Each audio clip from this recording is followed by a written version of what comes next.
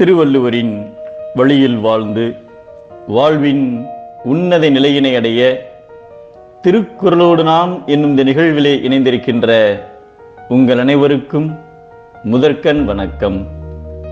குறள் எண் 1044, அதிகாரம் நல்குரவு.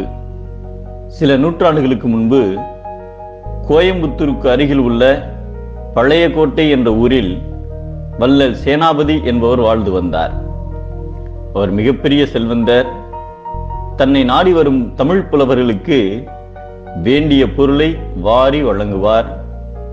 ஒரு முறை குடும்பத்தோடு பல ஊர்களுக்கு புனித பயணம் சென்றிருந்தார்.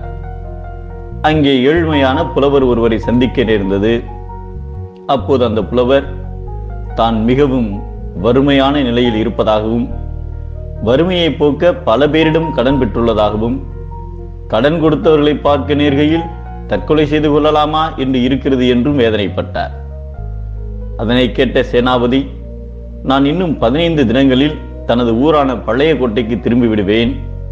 அப்போது வந்தால் உங்களுக்கு தேவையான பொருளை கொடுக்கிறேன் என வாக்களித்தார். புலவரும் கடன் கொடுத்தவர்களிடம் 15 தினங்கள் பொறுத்து கொள்ளுங்கள் என்று தவணை சொன்னார். 15 நாட்கள் கழிந்ததும் புலவர் பெரிய கோட்டைக்கு சென்றார். ஆனால் சேனாபதி அப்போது ஊர் திரும்பவில்லை. புலவருக்கு மிகுந்த ஆத்திரம் வந்தது.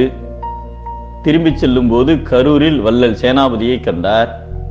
அப்போது சேனாபதி தனது காலதாமதத்திற்காக புலவரிடம் வருத்தம் தெரிவித்ததோடு என்னோடு வாருங்கள் என்று ஊருக்கு அழைத்தார். அப்போது புலவர், உங்கள் பேச்சை நம்பி கடன்காரர்களுக்கு 15 தினங்கள் தவணை சொன்னேன், ஆனால் நாணய பழுதாகிவிட்டதே என்று சீறினார்.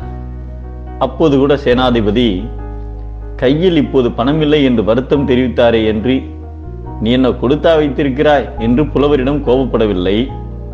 ஆனால் புலவரோ மேலும் கோபத்துடன், இதுவா உங்கள் குடைத்திறம்? வாக்கு தவறலாமா? உங்களை கடைவீதியில் விலை பேசியாவது சொன்ன நாளில் பணம் தர வேண்டாமா என்று மடியை பிடித்து இழுத்தார். உடனே சேனாபதி கடைவீதிக்கு சென்று தான் அணிந்திருந்த கடுக்கன், மோதிரம் மற்றும் சங்கிலியை கழற்றி அடகு வைத்து புலவருக்கான கடன் தொகையை கொடுத்தனுப்பினார்.